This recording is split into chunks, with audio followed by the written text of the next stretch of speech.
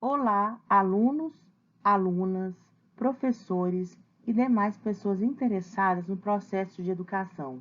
Esse é um vídeo especial para graduandos em pedagogia e demais pessoas que se interessam pelo processo da escola, pelo processo da educação.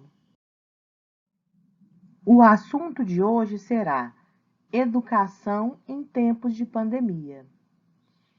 E a escola?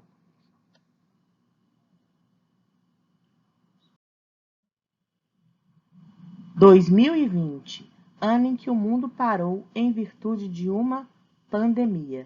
Pandemia esta causada pelo famoso vírus coronavírus Covid-19.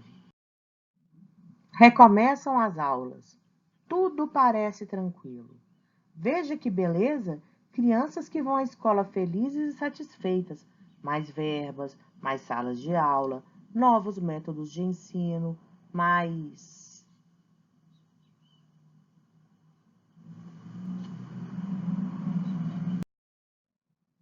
Mas, na realidade, as coisas vão mal. Por que as coisas vão mal? Primeiro, começou uma grande chuva, tempestades fortes que causaram enchentes, alagamento, desabamento e muitas pessoas ficaram desabrigadas. Dentro desses desabrigados estavam várias crianças que, em seguida, logo que a aula começou, foram para a escola.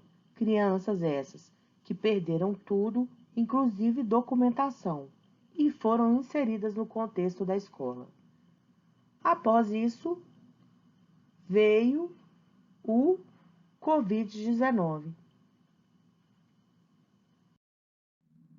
Em março de 2020, foi decretado o fechamento de todas as escolas e recomendado isolamento social para todo o planeta Terra. Mais especificamente, no Brasil, no dia 18 de março, as escolas encerraram o seu funcionamento, fecharam e ficou assim, igual essa imagem, a sala de aula vazia, professores, alunos, funcionários, todos em quarentena, em casa, sem poder sair, apenas com recomendações de higiene e uso de máscaras. Não podia haver aula. Dentro desse contexto caótico, todos os setores entraram em crise, mas o ensino, em especial, virou um novo desafio para a atualidade. As questões foram: o que fazer com os alunos? E a escola regular? E a alfabetização? E o ensino básico? E o Enem? E várias outras questões. Ainda hoje, sem solução definitiva, uma forma de construir um novo caminho nessa nova sociedade sem escolas é a reflexão coletiva sobre esse desafio. Por isso, agora vamos refletir sobre a escola.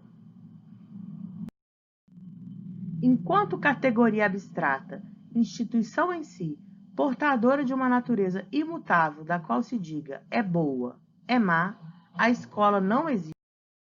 Enquanto espaço social em que a educação formal, que não é toda a educação, se dá, a escola, na verdade, não é, está sendo historicamente. A compreensão do seu estar sendo, porém, não pode ser lograda fora da compreensão de algo mais abrangente que ela, a sociedade mesma na qual se acha. Paulo Freire, em 1980, já falando sobre a relação entre sociedade, contexto e escola.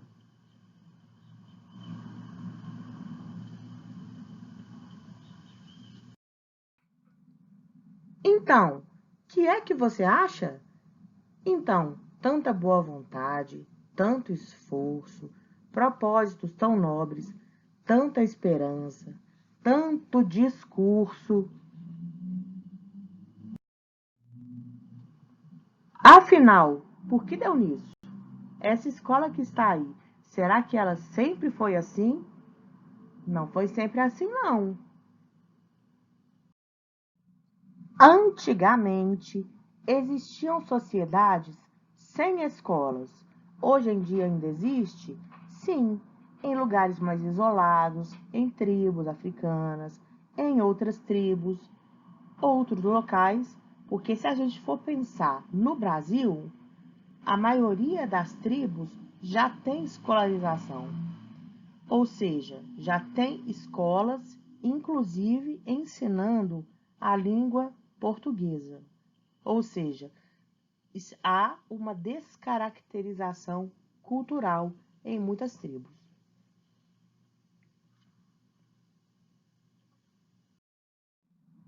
Na sociedade africana pré-colonial, educar-se era viver a vida do dia a dia da comunidade, plantar, escutar da boca dos mais velhos os contos de tradição oral, participar de rituais coletivos. A prática educativa consistia na aquisição de instrumentos de trabalho e na interiorização de valores e comportamentos, enquanto o meio ambiente em seu conjunto era um contexto permanente de formação. Não havia professores. Todo adulto ensinava. Aprendia-se a partir da própria experiência e da experiência dos outros. Aprendia-se fazendo, o que tornava inseparáveis o saber, a vida e o trabalho. Foi somente a partir da Idade Média que, na Europa, a educação se tornou produto da escola, e um conjunto de pessoas, em sua maioria religiosos, especializou-se na transmissão do saber, a origem clássica da escola tradicional. Os religiosos transmitiam conhecimentos e as pessoas absorviam esse conhecimento, independente de conhecimento prévio, independente de qualquer outra coisa que elas estivessem interessadas, o conhecimento era apenas transmitido. Não era uma via de mão dupla, era uma via de mão única, um conhecimento linear. Dessa maneira, a atividade de ensinar passou então a desenvolver-se em espaços específicos, cuidadosamente isolados. Durante séculos, esse tipo de escola ficou reservado às elites. As pessoas que não faziam parte da elite, com condições socioeconômicas abaixo, não tinham esse acesso. A escola da nobreza durou até que o modelo feudal fosse substituído pelo capitalismo industrial. Então, novamente, a escola mudava de contexto devido à sociedade. Aconteceu que inventaram a máquina e a utilização de novas fontes de energia surgiram.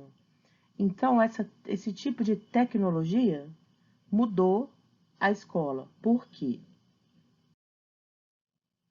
Porque eles precisavam do mínimo necessário de conhecimento para que essas pessoas se integrassem na sociedade industrial. Então, assim, paralelamente à escola dos ricos, foi surgindo outra escola para instruir os futuros operários no mínimo de conhecimento necessário à sua integração na sociedade industrial. Para a burguesia, os, entre aspas, ignorantes deveriam socializar-se, isto é, deveriam ser educados, entre aspas, também, porque educação não se limita a uma instrução apenas, uma instrução para se tornarem bons cidadãos e trabalhadores disciplinados, uma espécie de treinamento, né? Com o passar do tempo, devido à forte opressão sofrida, os trabalhadores começaram a querer sair de uma condição quase escravizada. Assim começaram a lutar por seus direitos a uma educação melhor, com um ponto de partida para todos e um mesmo percurso a ser percorrido por todos, o do ensino obrigatório e gratuito. Nessa concepção, os melhores, mais inteligentes e os mais estudiosos deveriam obter os melhores resultados, independente de sua origem social.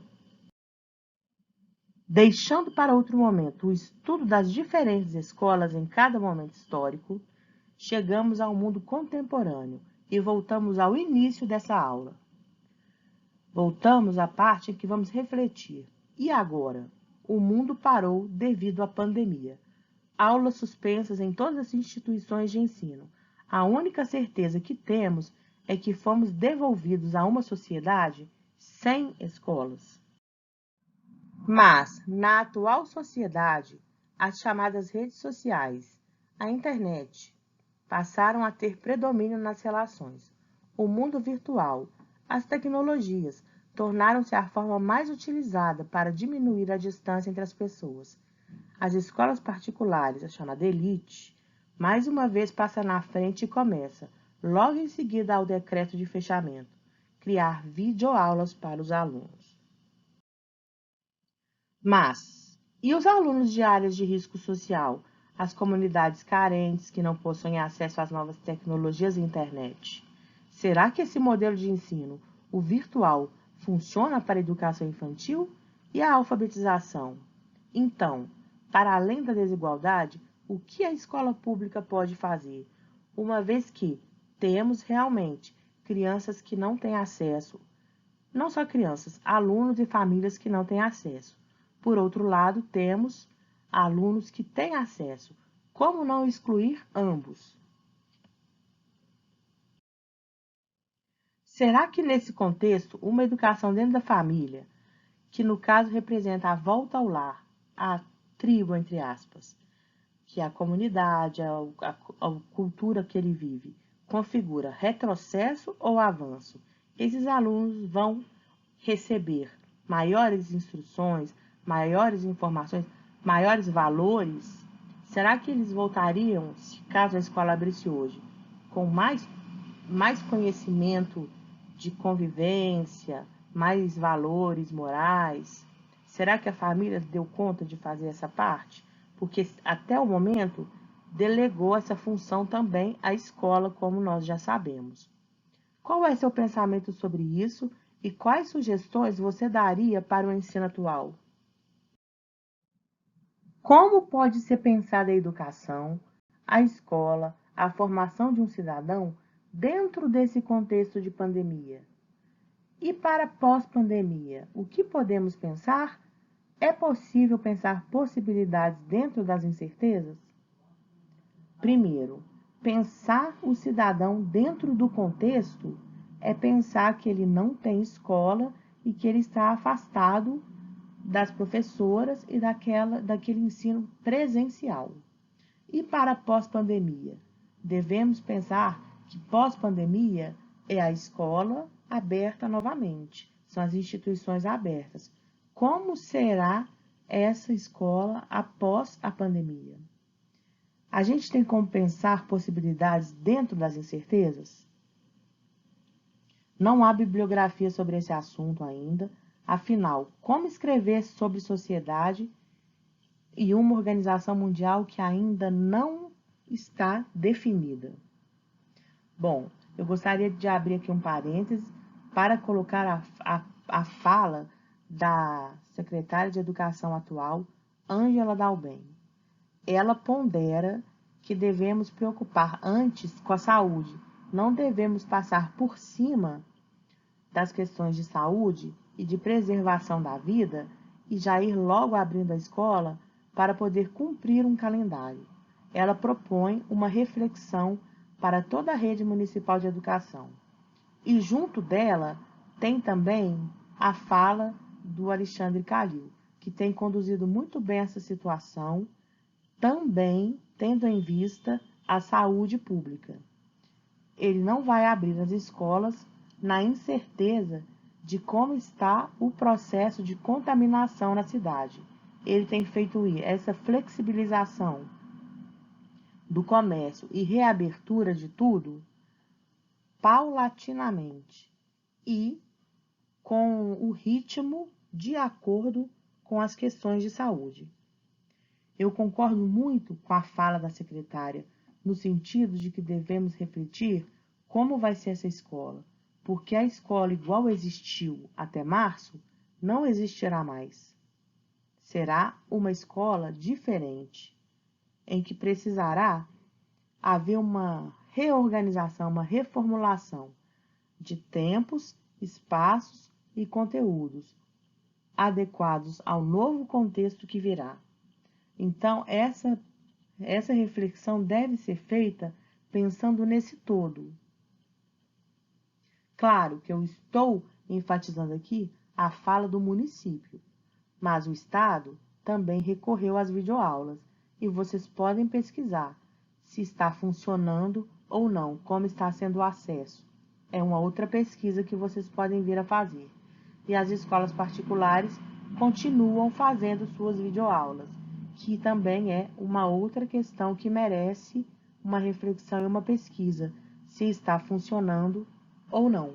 Muito bem. Prosseguindo.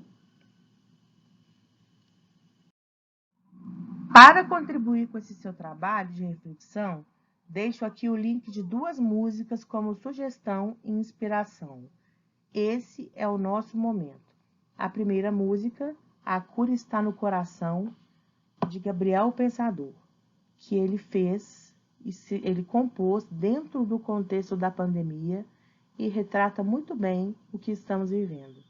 E a outra música é a música de Emicida, com interpretação junto de Vanessa da Mata.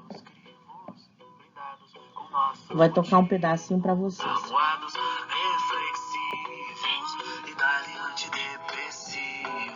Acanhados entre discos e livros inofensivos. Será que só um sai vou melhor? Eu vou esperar.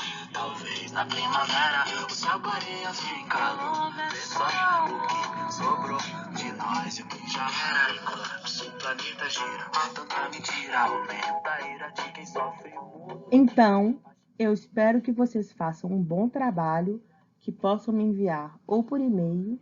Encontraremos novamente semana que vem para discutir as ideias que vocês levantaram e podem deixar também nos comentários.